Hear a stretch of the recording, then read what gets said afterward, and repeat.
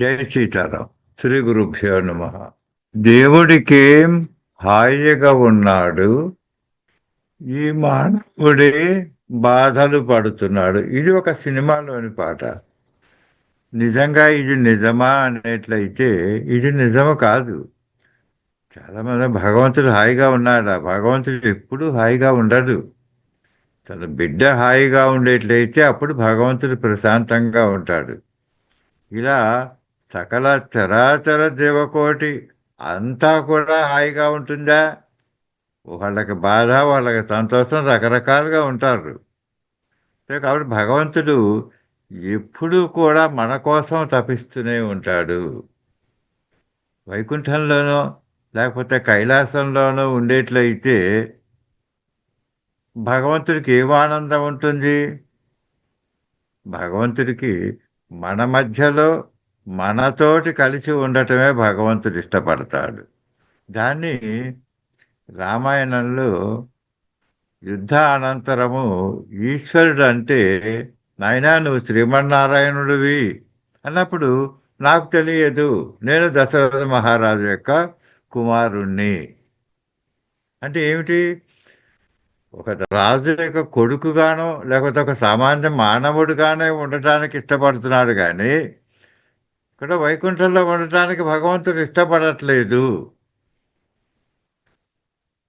కృతయుగంలోనూ త్రేతాయుగము సంధికాలం వరకు భగవంతుడు చెప్పినటువంటి ధర్మాన్ని ఆచరిస్తూ భూమి మీద పుట్టిన మానవులందరూ కూడా తిరిగి వైకుంఠానికి చేరుకున్నారు.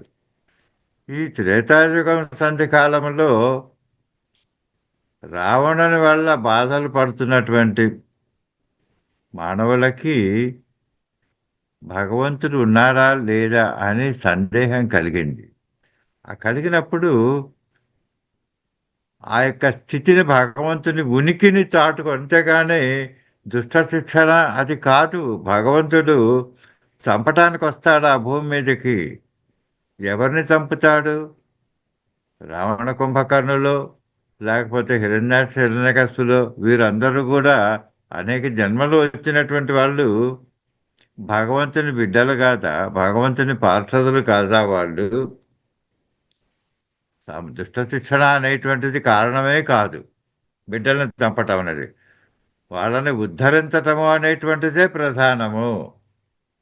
దానికోసము భగవంతుడు భూమి మీద అవతరించవలసి వచ్చింది. భగవంతుని ఉనికిని సందేహంగా చేశారు కాబట్టి. ఇక్కడ రామావతారము వచ్చినప్పుడు ఇక్కడ ప్రయోజనం ఏమిటి? అవతార ప్రయోజనం ఏమిటి అన్నప్పుడు దాని వలన లబ్ధి పొందవలసినటువంటి వాళ్ళము మనమే. ఇది భారద్వాజ మహర్షి ద్వారా బహిర్గతం చేస్తారు రామాయణంలో. భరతునికి చెప్తాడు, రాముడు వనవాసానికి రావటం వల్ల లబ్ధి పొందేవాళ్ళు ఎవరు అనేట్లయితే నలుగురు. ఒకటి దేవతలు, వాళ్ళకి రావణ సంహారం వల్ల తమ పదవులు తిరిగి తాము పొందగలుగుతారు, ధర్మస్థాపన జరుగుతుంది. రెండోది ఋషులు, రాముని కోసము తపస్సు చేస్తున్నటువంటి వారందరూ కూడా రామదర్శనాన్ని పొంది మోక్షానికి వెళ్ళటం జరుగుతుంది. ఈ రెండో వాళ్ళు ఋషులు. మూడో వాళ్ళు రాక్షసులు అని చెప్తున్నాడు. ఏమిటి? రాక్షసులకి ఏం ఉపయోగం రాముడు అవతరించటం వల్ల? ఆ విధంగా వారందరూ కూడా రామదర్శనము చేసుకొని, రామదర్శనం అమోఘము, ఆ దర్శనమే మోక్షము. కాబట్టి వారందరూ కూడా యుద్ధం కారణముగా రామదర్శనము చేసుకొని రాముని చేత సంహరింపబడి తిరిగి వైకుంఠానికి చేరుకున్నారు. ఇక నాలుగో వాళ్ళు మానవులు. వీళ్ళు ఎలాగూ రాబోయేటువంటి కలియుగములో మానవులు అల్పప్రాణులు, అర్ధాయుష్కులు కాబట్టి వారు తరించడానికి అతి తేలికైనటువంటి మార్గము భగవన్నామము, రాముని యొక్క యొక్క గుణగణములు, లేకపోతే రాముడు నడిచినటువంటి మార్గము మనకి అందుబాటులో ఉంటుంది. దాన్ని ఆశ్రయించి మనం గమ్యం చేరుకోవచ్చు అతి తేలిగ్గా. సో దీనికోసము భగవంతుడు ఎలా కష్టపడుతున్నాడో చూద్దాం. భగవంతుడు భగవంతుని యొక్క ప్రేమ స్త్రీ. సీతారాములు ఇద్దరు కాదు, ఒకరే. భగవంతుడు రామచంద్రమూర్తి అయితే ఆయన యొక్క కరుణ, ఆయన యొక్క ప్రేమ సీతమ్మ. ఏకదృష్టితోనే చూడాలి. ఇక్కడ అవతరించినప్పుడు సీతమ్మ ఎక్కడ రామాయణంలో బయటికి కనిపించకుండా ఒక వ్రతాన్ని తీసుకున్నది. ఏ వ్రతం అంటే శరణాగత రక్షణ అనేటువంటి వ్రతాన్ని అమ్మ స్వీకరించడం జరిగింది. అంటే రామాయణంలో ఎక్కడ అమ్మ ఈ వ్రతం చేసినట్టు ఎక్కడా కనిపించదు. కానీ అది బహిరంగంగా మనకి కనిపించదు. నిశితంగా రామాయణాన్ని నిశిత దృష్టితో చదివినటువంటి వాళ్ళకి తెలుస్తుంది. సీతమ్మ అనుగ్రహం పొందినటువంటి వారి అందరినీ కూడా రామచంద్రమూర్తి మరి యొక్క ఆలోచన లేకుండా అనుగ్రహించడం జరుగుతుంది. ఇక్కడ విభీషణుడిని కావచ్చు, లేకపోతే ఆ కంపనుడు అనేటువంటి ఒక రాక్షసుడు కావచ్చు, లేకపోతే హనుమ కావచ్చు, వీరందరినీ కూడా ఆ దృష్టితో చూడాలి అమ్మ అనుగ్రహం. అందుకని రాక్షస సంహారం చేసేటప్పుడు ఇప్పుడు కూడా సీతమ్మని ఎదురుగా ఉండంగా సంహారం. ఎందుకంటే అమ్మ ఉండేట్లయితే ఎవరిని చంపడానికి ఇష్టపడదు. కాబట్టి ఆ దృష్టితో కనుక చూసేట్లయితే అమ్మ అనుగ్రహమే. ఏమి వ్రతము అనేట్లయితే శరణాగత రక్షణ. ఇది రామచంద్రమూర్తి విభీషణునికి శరణాగతి ఇచ్చినప్పుడు సుగ్రీవుడితో అంటాడు ఈ మాట. నాయన, ఒక వ్రతాన్ని చేసుకున్నాను. ఎవరు వచ్చి శరణాగతి కోరినా అది మిత్రులా అయినవారా కానివారా అనేటువంటి భేదభావము నాకు లేదు. ఎవరు రామా అని ఆర్తితో పిలిచి శరణాగతి కోరతారో వారినల్లా నేను అనుగ్రహిస్తాను. శత్రుభావం మిత్రభావం అనేది ఉండదు. మరి ఎవరు మొదలు పెట్టారు ఈ వ్రతం అంటే ఇదే వ్రతమగు నాకున్ అంటారు. అంటే ఏంటి? ఈ వ్రతము నేను కూడా చేస్తున్నాను. కానీ మొదలుపెట్టింది ఎవరు? ఇది మొదలుపెట్టింది సీతమ్మ మొదలుపెట్టింది. కాబట్టి ఆ వ్రతాన్ని నేను కంటిన్యూ చేస్తున్నాను. మరి వ్రతం యొక్క కండిషన్లు ఏమన్నా ఉన్నాయా అంటే ఒక పరి అంటే ఒక్కసారి నువ్వు 100 సార్లు పిలవాల్సిన పని లేదు. 100 సార్లు రామాశరణు రామాశరణు అని 100 సార్లు చెప్పాల్సినట్టు పని లేదు. నన్ను నమ్మి ఒక్కసారి కనుక రామ అనేట్లయితే ఆ సీతారాములు అనేటువంటి కల్పవృక్షం కిందకి వస్తారు మీరు. వచ్చి మీకు భగవంతుని యొక్క రక్షణ లభిస్తుంది, ఆయన యొక్క అనుగ్రహం లభిస్తుంది. మీరు గమ్యము చేరే వరకు మిమ్మల్ని అంటిపెట్టుకొని ఉండి తమ పాదాల దగ్గరికి తీసుకుంటాడు. ఇంత వ్రతం ప్రారంభం చేశారు ఇక్కడ సీతారాముడిద్దరు కూడా. మరి ఈ వ్రతాన్ని తర్వాత ఇంకెవరైనా చేశారా? అంతటితో ఆగిపోయిందా అంటే ఆ వ్రతములో యొక్క అంతరార్థం ఏమిటి? తమకేమన్నా ప్రయోజనం ఉందా? మనం ఒక వ్రతం చేస్తున్నాం. ఇప్పుడు ఆడవాళ్ళు అనేక వ్రతాలు చేస్తారు, పారాయణాలు చేస్తారు. వీటి వల్ల ప్రయోజనం ఎవరికి? మనం ఏదో ఫలితం ఆశించి పిల్లల వివాహాలను, లేకపోతే ఆరోగ్య సమస్యలు, ఆర్థిక సమస్యలు, ఏదో ఒక సమస్యలతోటి మనము ఇవి పారాయణాలు చేస్తూ ఉంటాం, లేకపోతే ఒక వ్రతాలు చేస్తూ ఉంటాం. కానీ సీతారాములు చేసినటువంటి వ్రతము ఫలితము ఎవరికి? ఆ ఫలితం వాళ్ళకేమన్నా ఫలితం వస్తున్నది? ఆ సీతారాములకి వాళ్ళకే ఫలితము లేదు. ఫలితము పొందుతున్నది మనమే, కానీ వ్రతం చేస్తున్నది వాళ్ళు. ఇది చూడండి, ఇంకా మరి భగవంతుడు ఖాళీగా ఉన్నాడా, లేకపోతే ఏమీ పట్టించుకోకుండా ఉన్నాడా అంటానికి. మన కోసం వాళ్ళు వ్రతం చేస్తున్నారు. ఫలితం అంతా కూడా పొందేది మనమే. సీతారాముడికి ఏ ఫలితము లేదు, అవసరము లేదు. ఇదే వ్రతాన్ని ఇంకొక రకంగా కాత్యాయని వ్రతము అనేటువంటి పేరుతోటి గోపికలు చేస్తూ ఉన్నారు. అంటే వివాహము కానటువంటి గోపికలు, అయినటువంటి గోపికలు ఎవరైనా కావచ్చు. కృష్ణావతారంలో, ద్వాపర యుగంలో గోపికలు ఈ కాత్యాయని వ్రతాన్ని చేశారు. ఈ వ్రతం యొక్క ఉద్దేశం ఏమిటి? కృష్ణుణ్ణి పొందవలను.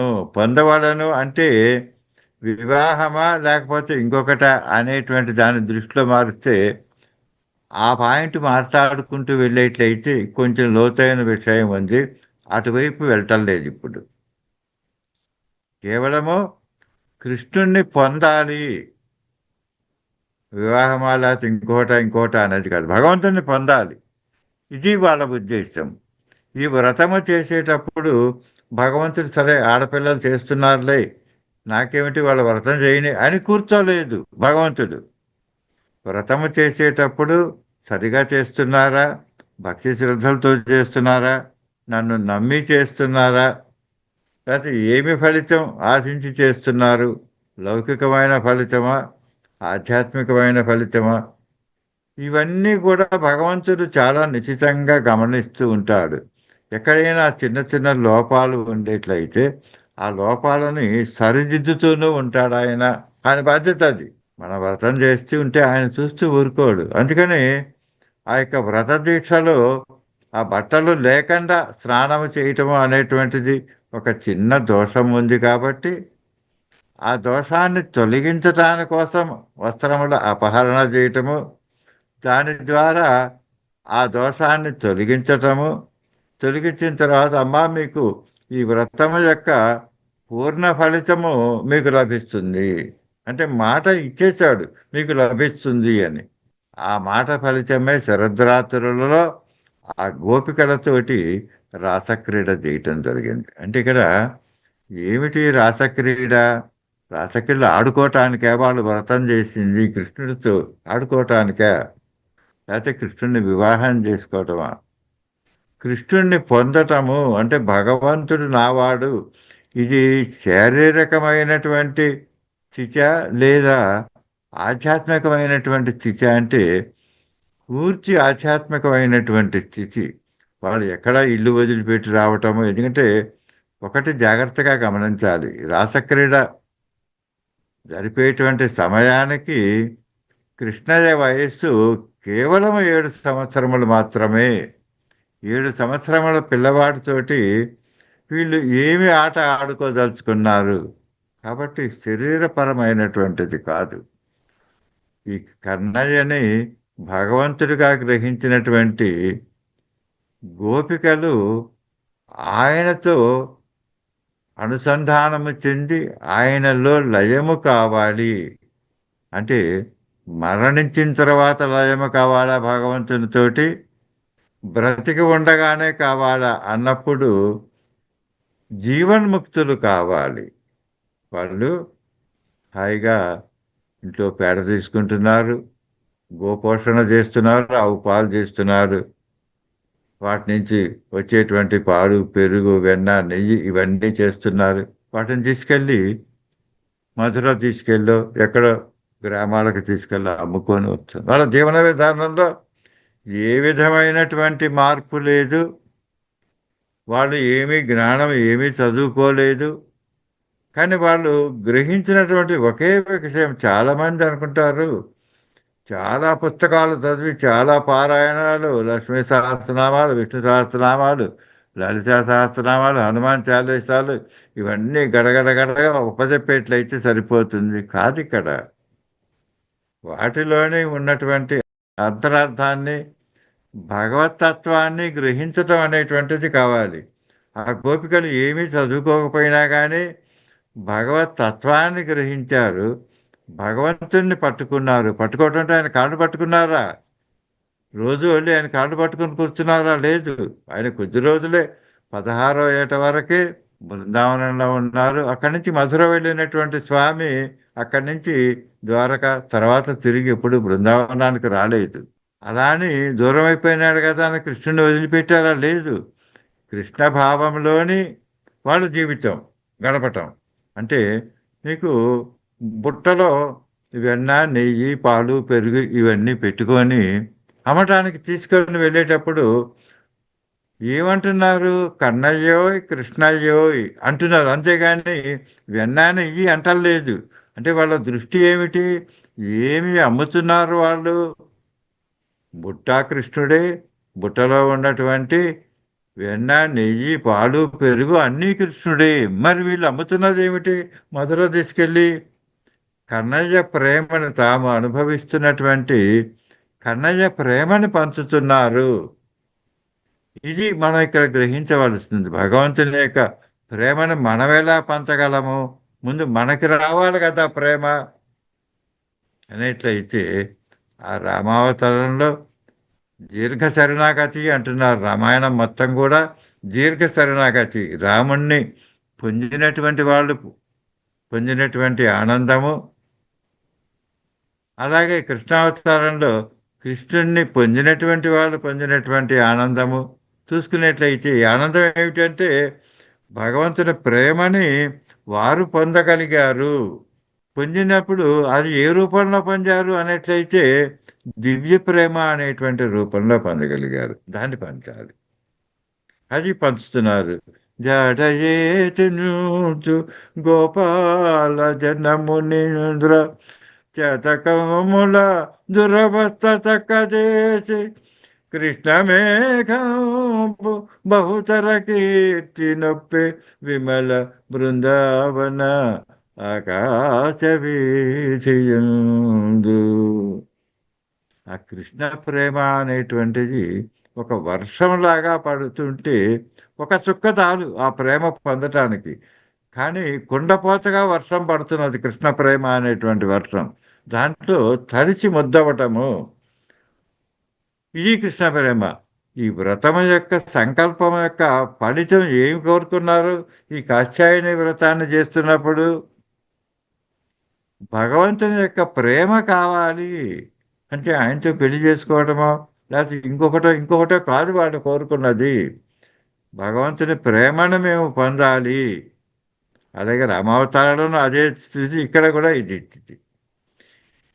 ఈ రెండు ఘట్టాలని నిశితమైనటువంటి దృష్టితోటి గమనించినటువంటి ఆండాళ్ లేదా గోదాదేవి, అంటే ఇవాళ మనం చెప్పుకునేటువంటి ఘట్టము చాలామందికి కూడా ధనుర్మాసంలో తిరుప్పావై పారాయణం చేయటం కానీ, ఆ తిరుప్పావి వ్రతం చేసుకోవటం కానీ, ఆ గోదా కళ్యాణం చేయటం కానీ, లేకపోతే అనేక ఆలయాల్లో ఈ కార్యక్రమాలు చాలా విశేషంగా దొరుకుతాయి ధనుర్మాసంలో వైష్ణవ సాంప్రదాయాల్లో. వాటిని ఇప్పుడు మనము ఏ దృష్టితోటి అమ్మ ఈ వ్రతం మొదలుపెట్టింది? వ్రతానికి మూలం ఎక్కడున్నది? రామాయణంలో సీతారాములు చేసినటువంటి వ్రతము ప్రధానంగా తీసుకొని దాని నుంచి గోపికలు చేసినటువంటి కాత్యాయని వ్రతంలో ఉన్నటువంటి విషయాలను గ్రహించి తాను ఒక వ్రతాన్ని ప్రారంభం చేయటం జరిగింది. ఇది ధనుర్మాసంలో ఈ యొక్క వ్రతం చేయటం జరిగింది.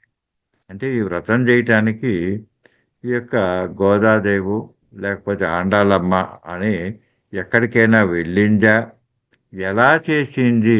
మామూలుగా అయితే కథాపరంగా చూసుకున్నట్లయితే అమ్మవారనే పిలుద్ది. ఎందుకంటే లక్ష్మీదేవి యొక్క అంశతో పుట్టింది గోదాదేవి.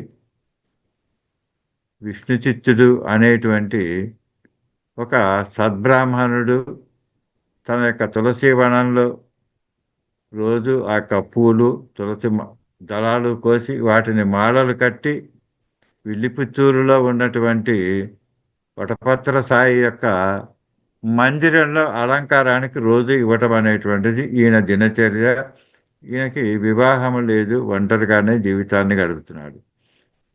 అటువంటి విష్ణు చిత్తునికి ఈ కథ అంతా మీకు తెలుసు. మళ్ళా నేను పూర్తిగా ఆ కథాపరంగా చెప్పవలసిన అవసరం లేదు. ఆయనకి ఒకరోజు ఈ తులసి వనంలోనే అయోనిజిగా సీతాదేవి ఎట్లా అయోనిజిగా జన్మించిందో అలాగే ఈ అమ్మవారు కూడా లక్ష్మీదేవి అంశతోటి అయోనిజిగా జన్మించటము, ఆ యొక్క కృష్ణుని యందు మక్కువతోటి తమ జీవితాన్ని గడుపుతూ ఉండటము. అంటే రోజు తండ్రి చెప్పినటువంటి రామాయణ భాగవతాలలోని ఘట్టాలని విని ఆ యొక్క భక్తిభావాన్ని పెంచుకోవటము. ఆ విధంగా రోజు స్వామికి పంపేటువంటి ఆ మాలలలో వాటిని తాను ధరించి పంపించటము, భగవంతుడు కూడా వాటిని ఇదంతా మీకు తెలుసు ఆ కథ కూడా. ఇక్కడ మనకి అనుష్ఠాన పరంగా మనకి గోపికలు ఏ విధంగా అనుష్ఠాన పరంగా ఆ యొక్క కాత్యాయని వ్రతాన్ని చేశారో, లేక రామాయణంలో ఋషులు కావచ్చు, లేకపోయిట్లయితే అయోధ్య ప్రజలు కావచ్చు, అందులో మోక్షాన్ని పొందనటువంటి వారు ఎవరు? అందరూ కూడా రాముని పాదాలని ఆశ్రయించినటువంటి వారే. సో వారందరికీ ఎలా మోక్షం వచ్చిందో ఇక్కడ అమ్మవారు కూడా భగవంతుణ్ణి పొందాలి. తనకిష్టమైనటువంటి భగవంతుడు ఏ రూపంలో ఉన్నాడు? కన్నయ్య రూపంలో, కృష్ణుని రూపంలో ఉన్నటువంటి భగవంతుణ్ణి పొందాలి. పొందడానికి ఏమి వ్రతం చేయాలి అనేట్లయితే ఈవిడ ఈ వ్రతాన్ని వైష్ణవ సాంప్రదాయంలో చేస్తూ ఉన్నది. గోదాదేవి తాను ఒకటే కాకుండా అందరికీ ఈ యొక్క ఫలితం పొందాలి అనేటువంటి దృష్టితోటి ఈ వ్రతాన్ని ప్రారంభం చేసింది. ఎలాగో అంటే మహాత్ములు 3 రకాలుగా ఉంటారమ్మా. మొదటి రకం మహాత్ములు మార్గ నిర్మాణము చేసేటువంటి వాళ్ళు.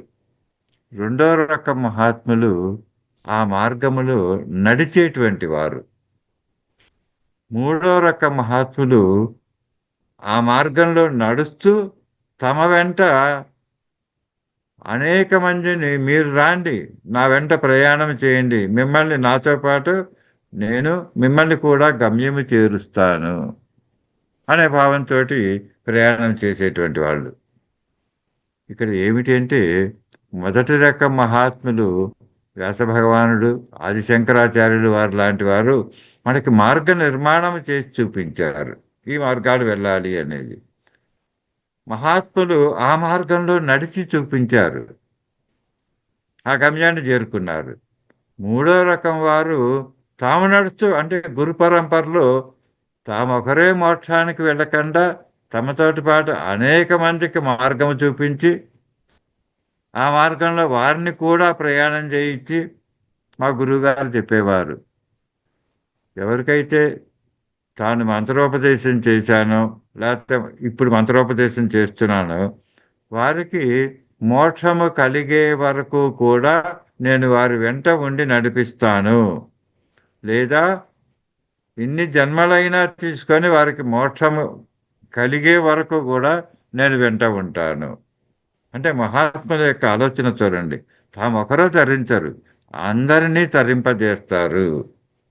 కాబట్టి అనేక మందిని తరింపజేసేటువంటి వాళ్ళు మూడో రకం మహాత్ముడు. ఈ గోదాదేవి చేస్తున్నటువంటి వ్రతములో ఏ నియమాలు పెట్టుకుంటున్నది? సంకల్పం ఏమిటి? భగవంతుణ్ణి పొందాలి. శారీరకమా? కాదు, మానసికంగా భగవంతుణ్ణి పొందాలి. ఎప్పుడు పొందాలి? మరణించిన తర్వాత పొందాలా? కాదు, ఇప్పుడే ఇక్కడే ఈ క్షణమే పొందాలి. దానికి ఎన్ని సంవత్సరాలు పడుతుంది? ఎన్ని రోజులు పడతాము? ఫలితం వెంటనే వస్తుందా? ఇవన్నీ అవసరం లేదు మనకి. ఏం చెప్తున్నది? ముందు శరీర దృష్టి మార్చండి అని చెప్తున్నది. శరీర దృష్టి మార్చడం ఏంటి?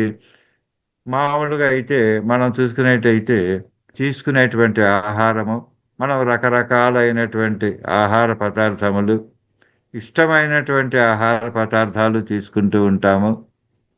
అలాగే శరీరానికి కూడా వివిధమైనటువంటి లేపనములు లేకపోతే అలంకారములు, ఆ యొక్క వస్త్రధారణ ఇవన్నీ కూడా ఉపయోగిస్తూ ఉంటాం.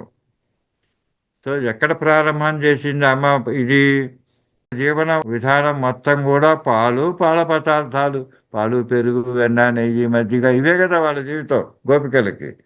కాబట్టి ఆహార పదార్థముల మీద దృష్టి లేదు, అలాగే వస్త్రధారణ మీద దృష్టి లేదు. అంటే వ్రతంలో ఎలా ఉండాలని చెప్తున్నది అమ్మా? భోజనమా? ఏ భోజనమైనా పర్వాలేదు, ఏది పెడితే అది భగవత్ ప్రసాదంగా తీసుకో, ఇలా ఈ భోజనమే కావాలి అని లేదు. రెండోది వస్త్రధారణ మీద శ్రద్ధ లేదు. ఇప్పుడు ఏం జరుగుతుంది?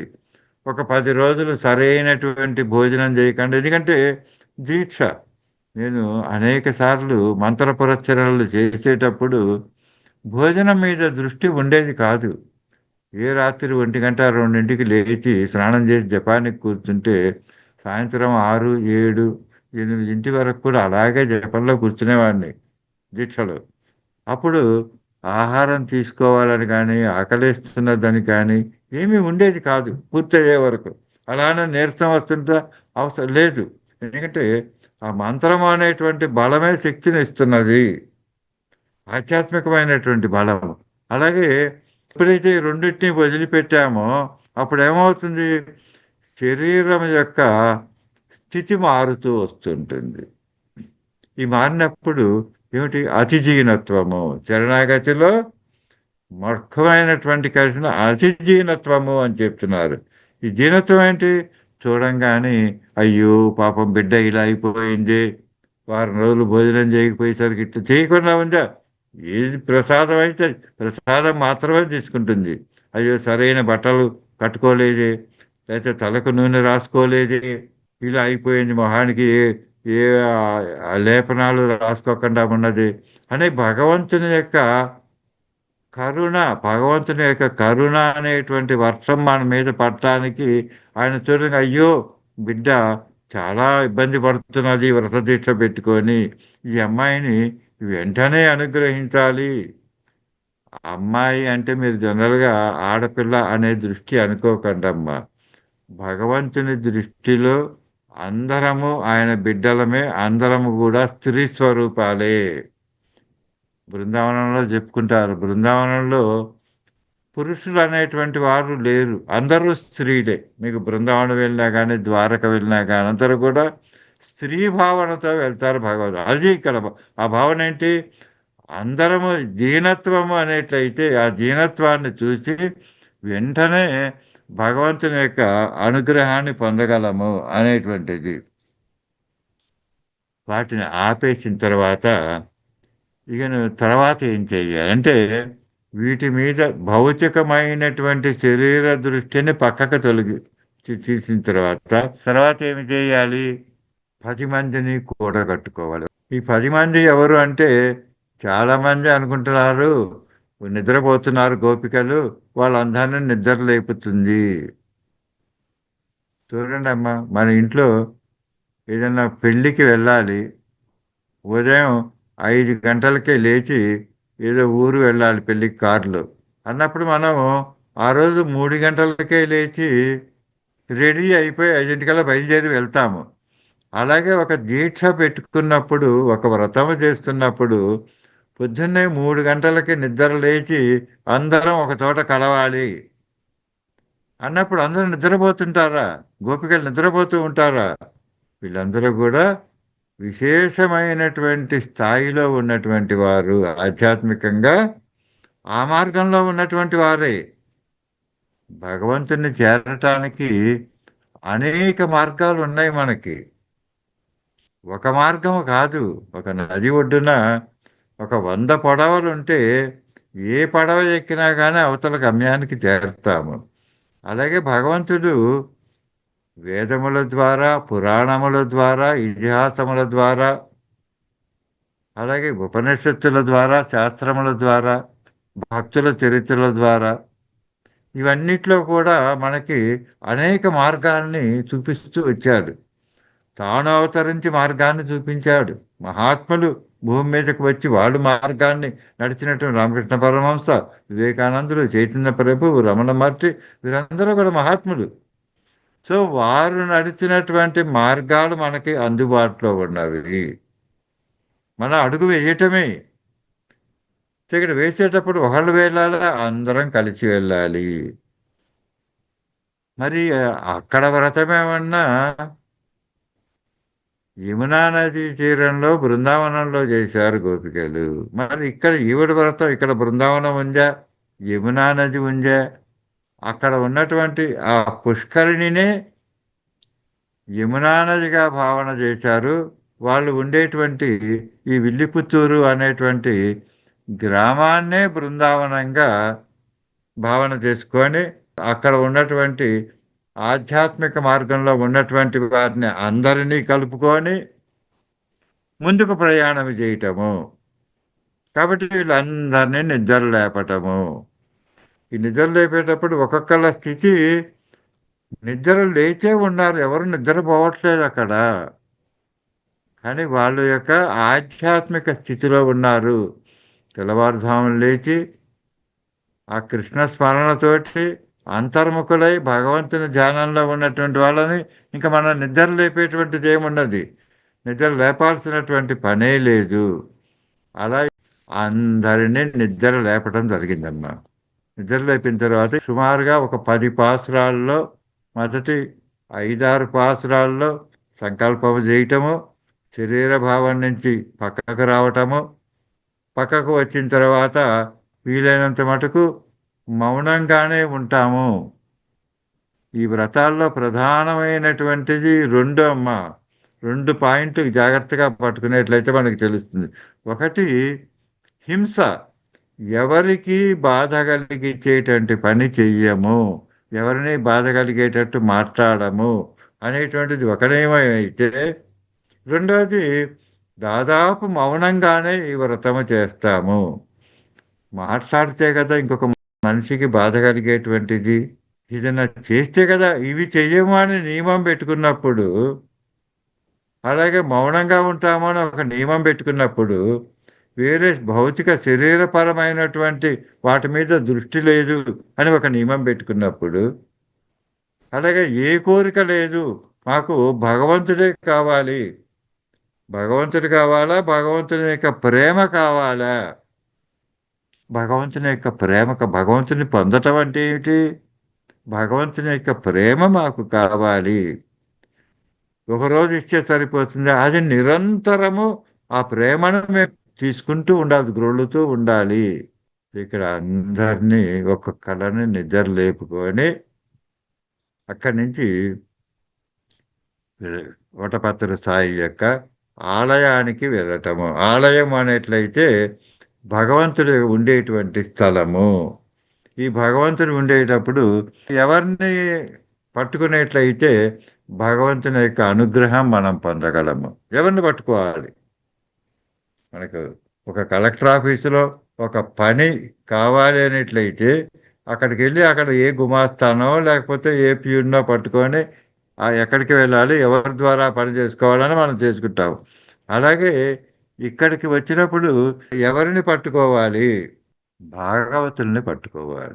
ఈ భాగవతులు ఎవరు అనుకునేట్లయితే ఆయన కుటుంబ సభ్యులే. అంటే కుటుంబ సభ్యులు అంటే కృష్ణుడి యొక్క తల్లిదండ్రులు, అన్నగారు లేదా స్నేహితులు వీళ్ళే కదా. సో వీళ్ళు భాగవతులు. వీళ్ళని పట్టుకోవాలి. వీళ్ళని పట్టుకునేట్లయితే వాళ్ళు భగవంతునితో నిత్యము కలిసి ఉండేటువంటి వాళ్ళు.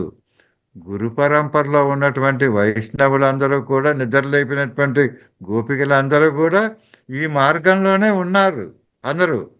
సో మార్గంలో ఉన్నటువంటి వాళ్ళు ఒక కుటుంబంలాగా కలిసి భగవంతుని పట్టుకోవటానికి వెళ్తున్నారు.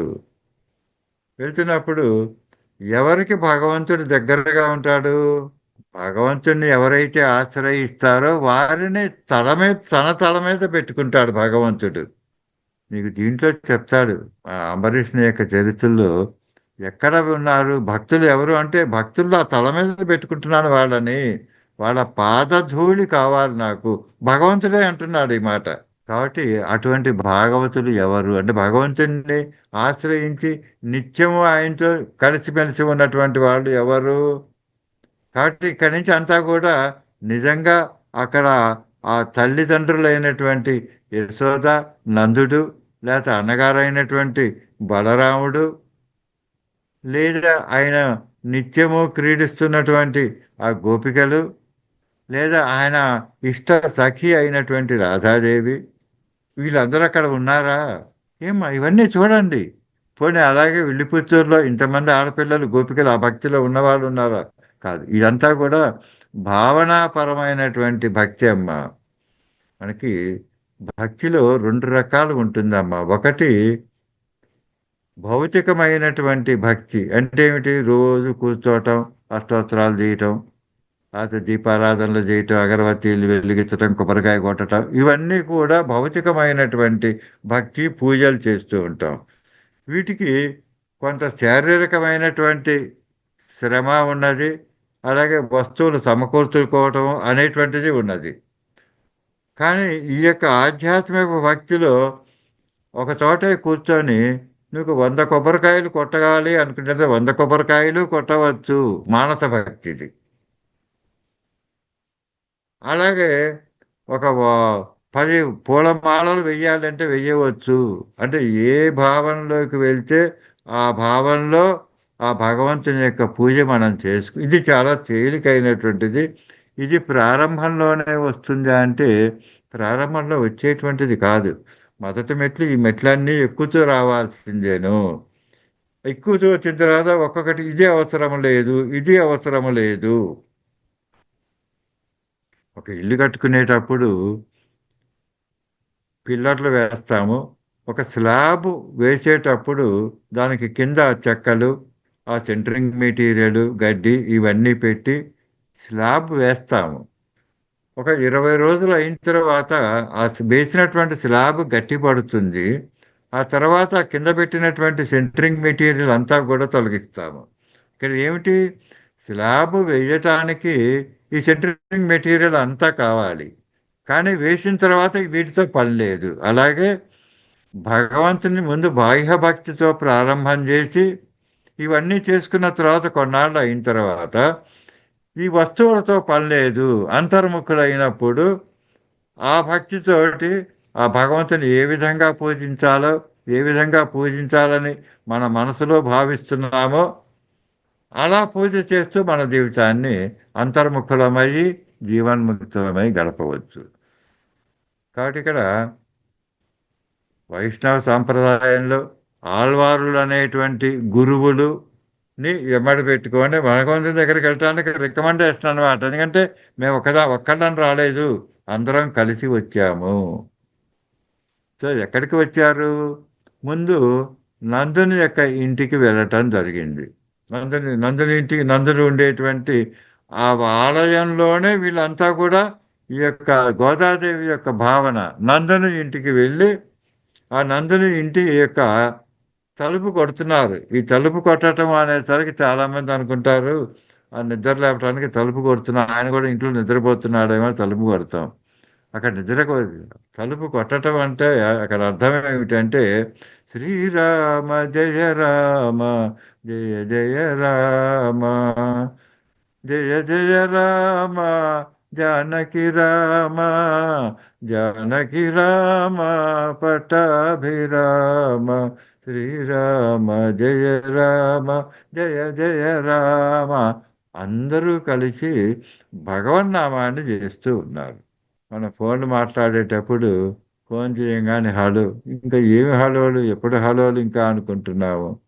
ఆ ఫోన్ చేసినప్పుడైనా కనీసం జై సీతారాం లేకపోతే వాసుదేవ అని మాట్లాడవచ్చు కదా భగవన్నామంతోటి. అదే చేస్తున్నారు. తలుపు కొడతాం అంటే తలుపులు బాధట్లేదు వాళ్ళు, భగవన్నామాన్ని చేస్తూ ఉన్నారు. భగవన్నామాన్ని చేస్తున్నప్పుడు కొద్దిసేపటి తర్వాత ఆ యొక్క నందుడు తలుపు తీసుకొని బయటికి వచ్చాడు. వచ్చిన తర్వాత అడిగారు, అమ్మా ఎవరు మీరు, ఏం కావాలి మీకు? ఇదంతా కూడా ఒక ఆత్మ సంబంధమైనటువంటి కుటుంబమే. ఇక్కడ వచ్చినటువంటి వాళ్ళు భగవద్భక్తులేను, అక్కడ ఉన్నటువంటి ఎవరి ఇళ్ళకైతే వెళ్ళారో వాళ్ళు భాగవతులేను. మరి భగవంతుడు ఉండేటువంటి మార్గాన్ని చూపించాలి మనకి. భగవంతుడు ఎక్కడ ఉన్నాడు అనేదానికి నందుని స్వామి ఎక్కడున్నాడు, కన్నయ్య ఎక్కడున్నాడు, కన్నయ్య దర్శనం కోసం వచ్చాము, వ్రతం చేస్తున్నాము, కృష్ణుడు తప్పితే మాకు ఇంకేమీ అవసరం లేదు అనేటువంటి ఒక వ్రతం చేస్తున్నాము. సో వ్రతంలో భాగంగా ఇవాళ స్వామి యొక్క దర్శనానికి వచ్చాము, స్వామి ఎక్కడ ఉన్నారు? అప్పుడు నందుడు చెప్తున్నాడు, అమ్మా నా కృష్ణుడు కొంచెం పెద్ద పిల్లవాడు అయినాడు, ఇంతకుముందు ఇంట్లోనే ఉండేవాడు, బయటికి వెళ్ళకుండా చిన్న చిన్న దొంగతనాలు చేస్తూ వాళ్ళకి వీళ్ళకి వెళ్ళటం ఇలా చేసేవాడు. ఇప్పుడు కొంచెం కొద్దిగా పెద్దవాడు అయినాడు, 3-4 ఏళ్ళు వయసు వచ్చేసరికి ఇంట్లో ఉండట్లేదు, ఎక్కడికి వెళ్తున్నాడో కనిపించలేదు. మీరు ఒకసారి యశోదరు అడగండి. అంటే మనకి మార్గాన్ని చూపిస్తున్నది ఎక్కడ ఉంటారు అనేటువంటిది. యశోదమ్మని అడగండి, యశోదమ్మకి తెలుస్తుంది ఎక్కడ తల్లికి చెప్పెళ్తాడు అని. ఎందుకంటే బిడ్డ యొక్క పాలన చూసేది తల్లి ప్రధానంగా చూస్తుంది, తండ్రి పెద్దగా పట్టించుకోడు. ఇంట్లో కావాల్సినవన్నీ వనరులు ఉన్నాయా లేదా చూసుకుంటాం అంతవరకే. నిత్యకృత్యంలో అన్నీ కావాల్సినవన్నీ తెలిసి చూసుకుంటాం. అందుకని అందరూ కూడా మళ్ళీ భగవన్నామము చేసుకుంటూ, ఈ భగవన్నామం అనేటువంటిది చాలా ప్రధానమమ్మా, ఈ పాయింట్ మర్చిపోవద్దు. ఎక్కడికి వెళ్ళినా కానీ భగవన్నామము చేస్తూ వెళ్ళి యశోదమ్మ ఇంటికి వెళ్ళారు. కొంతసేపు భగవన్నామము చేసిన తర్వాత ఆ యొక్క యశోదమ్మ తలుపు తీసింది. తలుపు తీసి అంటున్నది, అడిగారు, అమ్మా ఏమిటి మీరంతా ఎందుకు వచ్చారు, ఏ పని మీద వచ్చారు అమ్మా? మళ్ళా అక్కడ నందునికి చెప్పినట్టే ఇక్కడ యశోదమ్మకు కూడా చెప్పడం జరిగింది. అంటే అప్పుడు యశోదమ్మ అంటుంది, అమ్మా చిన్నపిల్లవాడప్పుడు నా కంట్రోల్లో ఉండేవాడు, అన్నీ నాకు తెలుస్తుండేవి. ఎటైనా అల్లరి చేసినా కానీ ఆ గదిలో పెట్టి తలుపులు వేసేదాన్ని బయటికి వెళ్ళకుండా, లేదా కట్టడి చేశాను కొంచెం. ఇప్పుడు కట్టడి తగ్గిందమ్మా, నా మాట కూడా వినటం లేదు. పొద్దున లేదు, ఇటు వెళ్ళిపోతున్నాడు, ఏ యమున ఒడ్డుకి వెళ్తాడో ఆడుకోవటానికి, లేకపోతే ఎవరిళ్ళకి వెళ్తాడో కూడా తెలియట్లేదు. అంతకుముందు చెప్పెళ్ళేవాడు బయటికి వెళ్ళేటప్పుడు, ఇప్పుడు చెప్పలేదు, చెప్పకుండా వెళ్ళిపోతున్నాడు. కాబట్టి మీరు ఒకసారి ఇవాళ ఎక్కడికి వెళ్ళాడో నాకు కనిపించలేదు పొద్దున్నుంచి.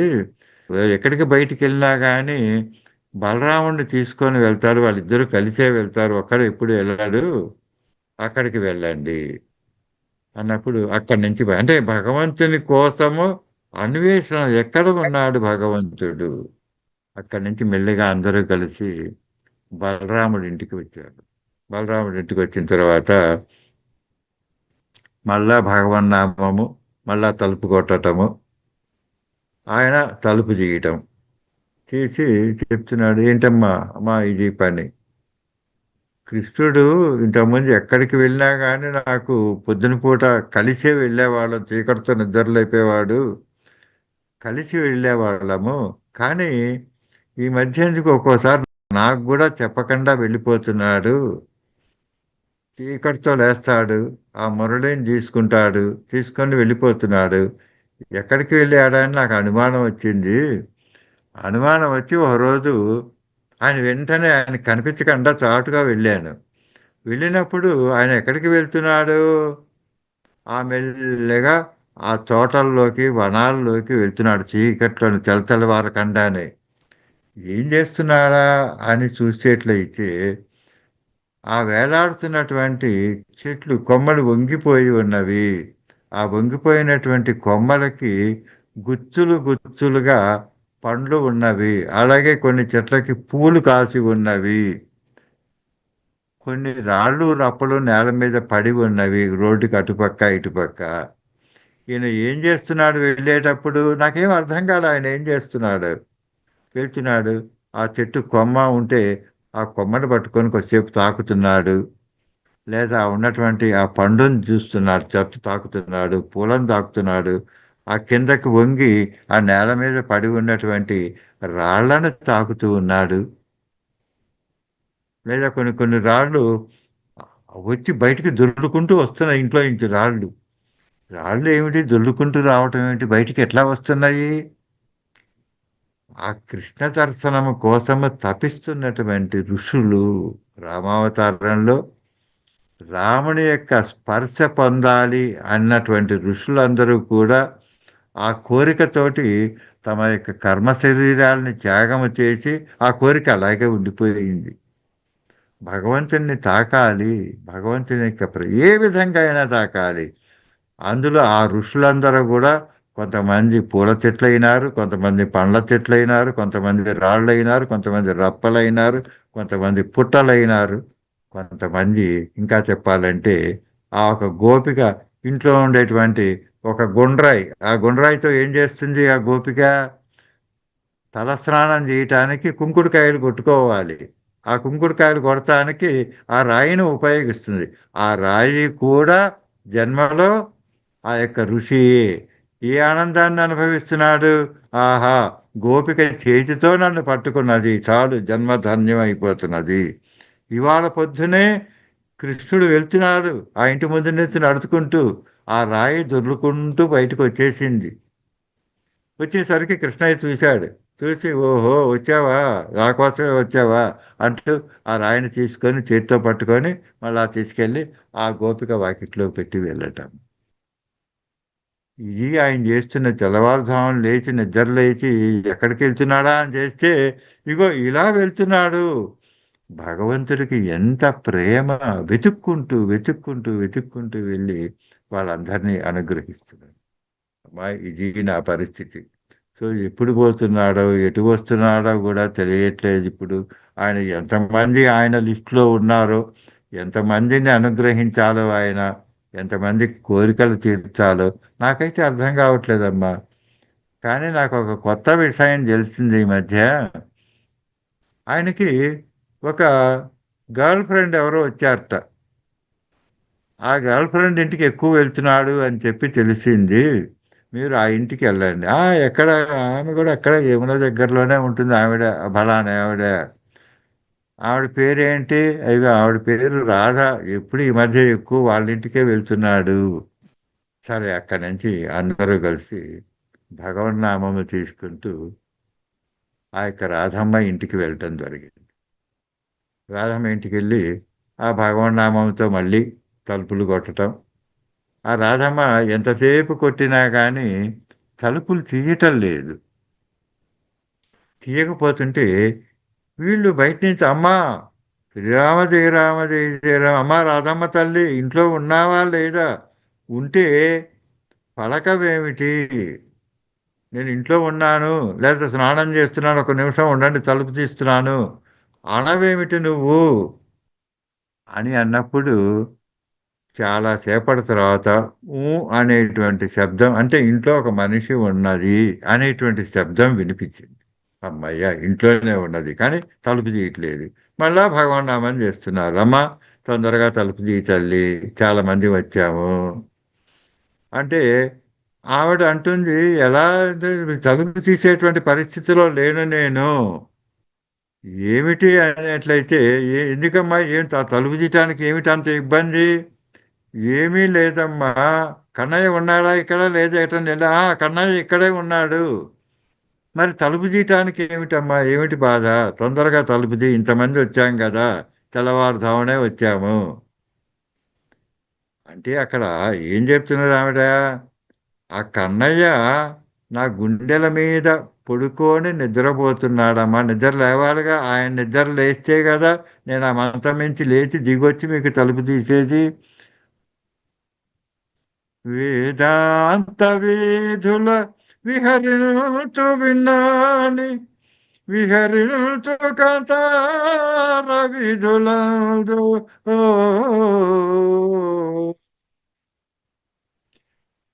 సో వేదములే ప్రధానంగా వేదస్వరూపుడైనటువంటి ఆ శ్రీమన్నారాయణుడు ఒక రాధ యొక్క గుండెల మీద పడుకొని నిద్రపోతూ ఉన్నాడు. ఆయన్ని ఎట్లా నిద్ర లేపాలి? ఆయన లేచినప్పుడు నేను ఇవతలకు రాగలనే కానీ నేను కదిలేట్లయితే ఆయనకి నిద్ర మెలుకు వస్తుంది. నన్ను ఏం చేయమంటారు? ఇంకా వీళ్ళు పెద్దగా శ్రీరామ జయ రామ జయ జయ రామ అంటే పెద్దగా భగవన్నామాన్ని చేయటం మొదలుపెట్టారు. ఇంకా ఒకటే మార్గం, భగవంతునికి కరుణ కావాలి, భగవంతుని కదిలించాలి అంటే ఈ కలియుగంలో భగవన్నామమే. ఈ నామం చేసేసరికి ఆ మెల్లిగా కదిలాడు.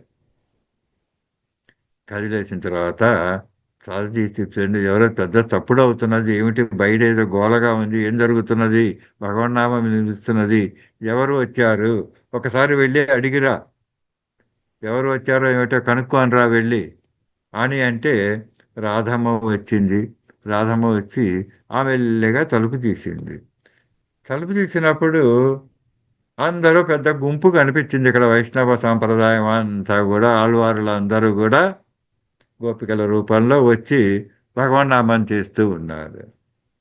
ఏమిటమ్మా మీరు ఇంతమంది కలిసి వచ్చారు, ఏం కావాలి మీకు, పొద్దున్నే వచ్చారు చీకటితోటి బ్రహ్మముహూర్తంలో అన్నప్పుడు మేము ఒక స్వామి యొక్క దర్శనం చేసుకోవటానికి వచ్చాము అని అంటే ఆయన ఇప్పుడే నిద్రలేదు, ఏం పని ఏం కావాలో అడిగి రమ్మన్నాడు, అడిగితే నేను చెప్తాను పోయి మీరు చెప్పేట్లయితే ఈ పని మీద వచ్చాము అని అంటే, మాకు ఏమీ లేదు, కేవలము ఆయన దర్శనము చేసుకొని రావాలి, దర్శనం కోసం వచ్చాము అని అంటే, ఆ, పోయి చెప్పింది మీ దర్శనం కావాలట నాయన, అంతా పిల్లలంతా వచ్చారు అని అంటే, ఆ దర్శనం అంటే ఎలాంటి దర్శనం కావాలి, ఎలాంటి దర్శనం కావాలో అడుగు వాళ్ళని, ఎలా కావాలో అని అంటే, అప్పుడు మళ్ళీ వచ్చి రాధ అడిగింది, అమ్మా మీకు ఎలాంటి దర్శనం కావాలి అంటే, అప్పుడు వాళ్ళు చెప్తున్నారు, ఆ, ఆలోచన చేశారు, వాళ్ళకి ఎలాంటి దర్శనం కావాలో వాళ్ళకి తెలియదు,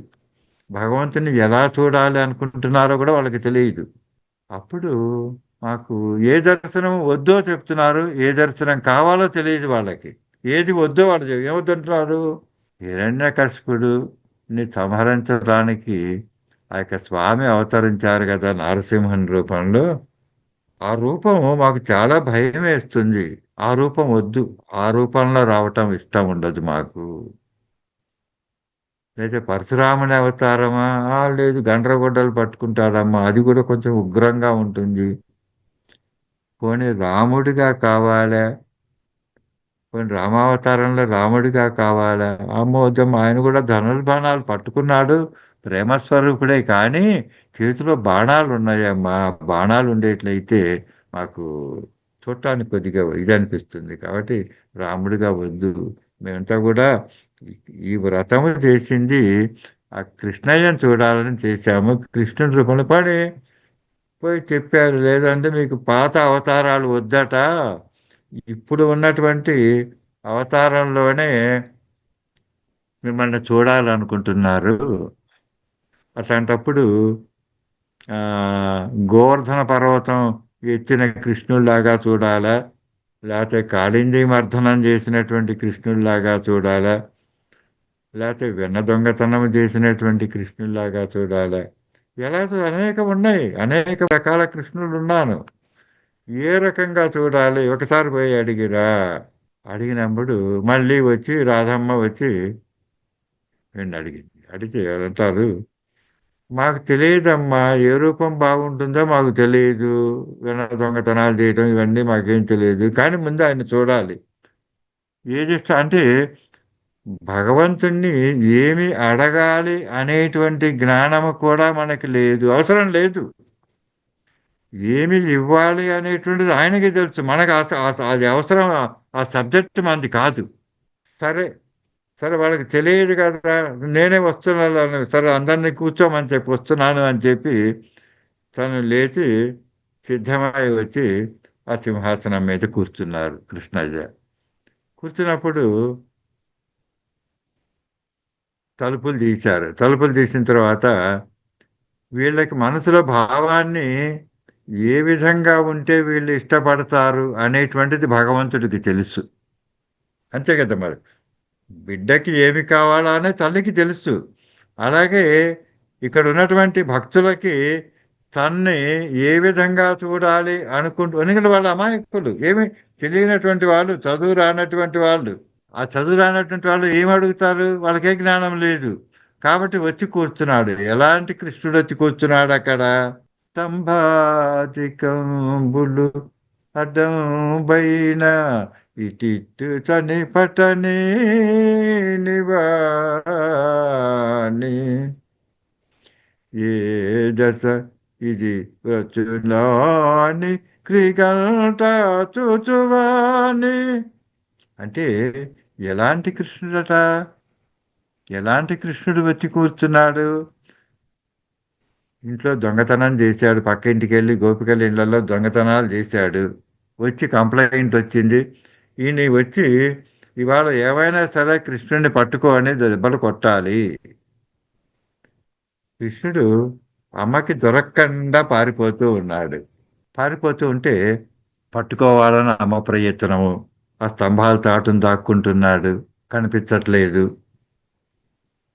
పోనీ పట్టుకుందామని దగ్గరికి వచ్చేసరికి పారిపోతున్నాడు, ఎంతోసేపు చేసినా కానీ అలసిపోయిన తర్వాత అప్పుడు ఆ అమ్మకి కట్టుబట్టడం జరిగింది. అంటే ఇక్కడ ఆ కృష్ణుడి యొక్క రూపం ఏమిటి? అమాయకమైనటువంటి తప్పు చెయ్యలేదు నేను. అంటే వాళ్ళిళ్ళలో దొంగతనము అంటే వాళ్ళని అనుగ్రహించడానికే వెళ్ళానమ్మా నేను. అది ఆయన భావం. ఎందుకెళ్ళాడు ఈ దొంగతనం గోపికలకి? ఆ వెన్న చల్లనైనటువంటిది, మెత్తనైనటువంటిది, కమ్మనైనటువంటిది అయినటువంటి వెన్న అనేటువంటి మనసు కలిగినటువంటి గోపికలని అనుగ్రహించటమే వాళ్ళ ఇంట్లోకి వెళ్ళి ఆ వెన్న తినటము, ఆ తర్వాత శరీర బంధం అవసరం లేదు అని ఆ కుండని పగలగొట్టడం, ఇది ఆధ్యాత్మిక రహస్యం. సో ఆయన వెళ్ళటం ఎందుకు? వీళ్ళందరినీ అనుగ్రహించడం కోసమే వెళ్తున్నాను. కానీ వాళ్ళు ఏ రూపంతో చూస్తున్నారు? వీడు ఒక అమాయకుడు, తండ్రి పిల్లవాడు, వీడికి ఏమీ తెలియదు అనే భావంతో చూస్తున్నారు. నువ్వు ఏ భావంతో చూస్తున్నావు? అయ్యో చిన్న చిన్న పిల్లవాడు, అమాయకుడు అనే భావంతో చూస్తున్నావు. ఇక్కడ వచ్చినటువంటి ఈ దర్శనానికి వచ్చినటువంటి వీళ్ళందరికీ కూడా ఏ భావం కావాలి? వాళ్ళు అమాయకులు కాబట్టి వాళ్ళకి కూడా అమాయకమైనటువంటి భావమే కావాలి. భగవంతుడు అమాయకుడు, మేమెట్లాగో అది. అంటే ఇక్కడ ఏ భావనలో వీళ్ళున్నారు? భగవంతుని యొక్క రూపాన్ని, స్వరూపాన్ని, అంటే భగవంతుని రూపంలాగా మాలాగానే ఉన్నాడే. ఆయన కూడా మాకు ఏమీ తెలియదు. పాలు పెన్నా వెన్న నెయ్యి అమ్ముకోవటం తప్పితే మాకేమీ తెలియదు. ఈయన కూడా అట్లాగే ఉన్నాడే. భగవంతుడు, ఇలాంటి భగవంతుడు మాకు కావాలి. ఏ భగవంతుడి కోసమైతే తపన పడాలి అన్నట్టు ఆ భగవంతుడు ఇలా ఉండాలి. అటువంటి భగవంతుడే యద్భావం తద్భవతి. అలాంటి భగవంతుడే మనకు కనిపించాడు. ఇప్పుడు భగవంతుడు వచ్చాడు, ఎదురుగా కూర్చున్నాడు. కూర్చొని, అమ్మా మీకేం కావాలి? ఏం పని మీద వచ్చారు? ఏమేమంటారు మీకు అంటే, అప్పుడు నువ్వు వేసుకున్నటువంటి ఆభరణాలు, ఆ పైన ఉన్నటువంటి ఆ పిల్లన గ్రోవి, చేతిలో పిల్లన గ్రోవి, నెమలి పింఛము, వనమాల ఇవన్నీ చూస్తూ ఉండేట్లయితే, ఇటువంటి ఆభరణాలన్నీ మేము కూడా పెట్టుకుంటే ఎలా ఉంటుంది? అంటే ఇక్కడ ఏంటి? మేము ఎలా అమాయకంగా ఉన్నామో నువ్వు అలాగే అమాయకంగా ఉన్నావు. అలాగే నీ ఆభరణాలన్నీ కూడా మేము పెట్టుకునేట్లయితే మేము కూడా నీలాగానే ఉంటామే. అంటే ఏమిటి? సారూప్య మోక్షం అనేటువంటిది వాళ్ళకి తెలియకుండానే అడుగుతున్నారు భగవంతుణ్ణి. సారూప్య మోక్షం అంటే భగవంతుని రూపాన్ని మేము పొందాలి. సరేనమ్మా, సారూప్య మోక్షాన్ని అనుగ్రహిస్తున్నాను మీకు. అదే అంటే వాళ్ళకి తెలియట్లేదు. అడిగింది కూడా వాళ్ళకి నీలాంటి ఆభరణాలు మేము వేసుకోవాలి. సరే అందరికీ ఆభరణాలు ఇస్తాము, సరేను. ఇంకేమన్నా కావాలా? ఇంకేమన్నా కావాలా అంటే, ఇంక ఏమి కావాలి? అమ్మా అడగండి అమ్మా. అడగమన్నప్పుడు కూడా మీకు తెలియదు, మాకేం తెలియదు అంటున్నారు ఏమిటి? అడగండి. అంటే ఏం కావాలో మాకు తెలియట్లేదు స్వామి. పోనీ సరే అమ్మా, నేనే ఇస్తానులే మీరు అడగకపోయినా కానీ. వాళ్ళు పక్కన రాజుని అడిగాడు, అమ్మ రాజా నువ్వైనా చెప్పు వాళ్ళకి. ఏం అమాయకుల్లాగా ఉన్నారు వీళ్ళు, వీళ్ళకి ఏం కావాలో కొంచెం చెప్పు, అడిగిస్తేనే అడుగుతారు. అమ్మ అడగండి అమ్మా, ఏం కావాలి? అప్పుడు కూడా వీళ్ళకి ఏమీ తెలియట్లేదు. భగవన్నామం చేస్తూ ఉన్నారు. ఆ కళతో కన్నయ్యని దర్శనం చేసుకుంటున్నారు. ఆనందాన్ని అనుభవిస్తూ ఉన్నారు. ఆ భగవంతుని యొక్క ప్రేమ అది కావాలి అని కూడా వాళ్ళకి తెలియదు. సరే భగవంతుడు ఏం చేశాడంటే, సరే ఒక పని చేస్తాను, మీకు ప్రసాదం ఇస్తాను, ఆ ప్రసాదం తీసుకోండి అని తన యొక్క కుడి చేతిని దాపటం జరిగింది. దాపినప్పుడు ఆ కుడి చేతి నుంచి ఏమి వస్తున్నది అనేట్లయితే అమృతము కారుతూ ఉన్నది. మనం తిరుప్పావైలో ప్రసాదము వెన్న, జీడిపప్పులు, నెయ్యి, లేకపోతే ఇవి వేసినటువంటి ఆ చక్కెర పొంగల, కట్టు పొంగలో నివేదన పెడతాం కదా! దాంట్లో నెయ్యి బాగా ఎక్కువ వేసినప్పుడు మరి కన్నయ్య చెయ్యి, చిన్న చెయ్యి, ఇంత చెయ్యి ఆ చేతిలో పెట్టినప్పుడు కొంత జారిపోతూ ఉన్నది. నెయ్యంతా కారిపోతూ ఉన్నది. సో ఆ చేతిని దాపి, అమ్మ కొంచెం ప్రసాదం ఇస్తాను, ప్రసాదం తీసుకోండి. వచ్చారు కదా! మీరు ఏమీ అడగట్లేదు. ఏం కావాలో మీకు తెలీదు. కాబట్టి ఈ ప్రసాదం తీసుకోండి అన్నప్పుడు ఆ చెయ్యి దాస్తే ఆ కన్నయ్య చేతి నుంచి ఆ యొక్క మధురమైనటువంటి ప్రసాదము అనేటువంటి అమృతము అనేటువంటి ప్రేమ కారుతూ ఉన్నది. వీళ్ళు దోసెళ్ళు పడుతున్నారు వచ్చినటువంటి గోపికలు అనేటువంటి గోదాదేవి వారి యొక్క స్నేహ బృందమో లేదా ఆళ్వారులు అనేటువంటి వైష్ణవ బృందమో చెయ్యి పడుతూ ఉంటే దోసెళ్ళు పడుతూ ఉన్నారు. ఆ దోసెలు పట్టుకొని మనం మంచినీళ్ళు ఎలా పంపు దగ్గర లేదా బకెట్లో తీసుకొని తాగేటప్పుడు దోసెలు పట్టుకొని తాగుతామో అలా తాగుతూ ఉన్నారు. తాగుతూ ఉంటే వీళ్ళు తాగుతున్నటువంటి ఆ యొక్క అమృతధార పొట్టలో నిండినంత పోతూ ఉన్నది. వాళ్ళ చేతి నుంచి జారి మళ్ళా కిందకి పడుతుంటే ఆ కింద చేతి పట్టుకొని మిగిలిన ఓపికలు అది పట్టుకొని కూడా అంటే చుక్క కింద పడకూడదు. పడకుండా తాగుతున్నారు. కడుపు నిండిపోయింది. ఇంకా ఇంకా ఇంకా ఇంకా ఇదంతా చూసింది రాధమ్మ. ఓరి నాయనో! ఉన్నటువంటి అమృతాన్ని మొత్తం వీళ్ళే తాగేస్తున్నారే గాని మనకంటూ ఏమి మిగలకుండా ఆ అమ్మాయి ఎవరు? ఆ రాధమ్మ ఎవరు? ఆ రాధమ్మ ప్రేమనే ఈయన పంచుతున్నాడు కృష్ణయ్య. చేతి నుండి వస్తున్నటువంటి అమృతధార అంతా గూడా మొత్తం వీళ్ళు తాగితే మధ్యలో రాధమ్మ వచ్చి కన్నయ్య నాకు గూడా కొంత ఈ ప్రేమను పంచు. నేను గూడా తాగుతాను. అంటే తాను ఆ ప్రేమ స్వరూపం అయి ఉండి కూడా ఆ కృష్ణుని ద్వారా వచ్చినటువంటి ప్రేమను ఆ రసాన్ని నేను కూడా పొందాలి అనేటువంటి ఇది రసాన్ని తాగిన తర్వాత ఆ వచ్చినటువంటి వారందరూ కూడా తమ ఏవైతే కోరుకొని వచ్చామో అంటే వ్రతఫలం మనకు అక్కడ తిరుప్పావైలో చెప్పుకున్నప్పుడు ఏం జరుగుతుంది? ఆ మాల రోజు వేసుకోవటము స్వామికి ఇష్టంగా దాన్ని స్వీకరించటము ఆ కళ్యాణ గడియ వచ్చినప్పుడు అమ్మని ఆ యొక్క శ్రీరంగం పిలిపించుకోవటము అక్కడ ఒక మాల రూపంలో తులసి మాల రూపంలో ఆయనలో శరీరంలో కలిసిపోవటము అనేటువంటి ఘట్టముతోటి తిరుప్పావై పూర్తి అవుతుంది. ఇక్కడ కూడా ఆ స్వామి యొక్క అనుగ్రహాన్ని పొందినటువంటి ఈ యొక్క ఆళ్వారులు కావచ్చు లేకపోతే భక్తులు అంటే మన అందరం కూడా ఆ భగవంతుని ప్రేమని పొంది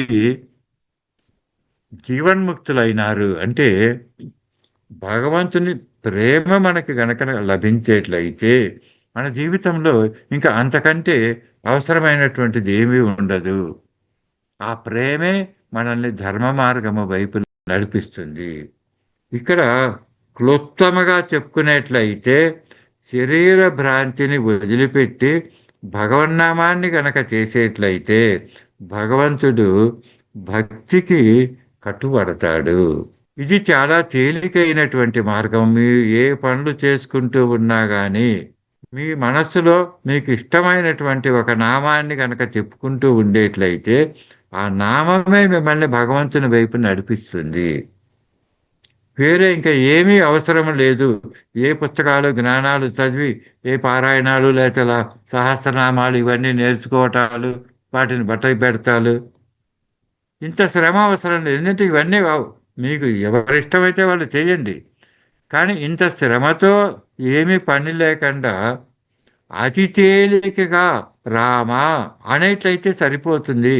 వాసుదేవ అంటే సరిపోతుంది. నమశివాయ అంటే సరిపోతుంది. ఇంత తేలిక దాన్ని పెట్టుకొని ఎక్కడో కష్టమైన వాటికి వెళ్ళటం ఎందుకు? ఇప్పుడు చూడండి ఆ యొక్క వచ్చినటువంటి ఆ భక్తులు అందరూ కూడా వాళ్ళకి ఏమి కావాలో తెలియకపోయినా కానీ వాళ్ళు ఎంత అమాయకులో భగవంతుడు అంత అమాయకంగానూ వాళ్ళకి కనిపించాడు. మరి దేని చేత కట్టుబడ్డారు? భగవంతుణ్ణి దీంతో కట్టేశారు. ఏమి జరిగింది ఇక్కడ అన్నప్పుడు నే కృష్ణ పదాంభుజ ఝాయినే అగుదునే నే కృష్ణ పదాంబుజ ఝాయినే అగుదునే ఈ తులసి దళమే ఈ తులసి దళమే నిన్ను తులతూచుగాక ఈ తులసి దళమే నిన్ను తులతూచుగాక. జై సీతారాం, జై సీతారాం, జై సీతారాం.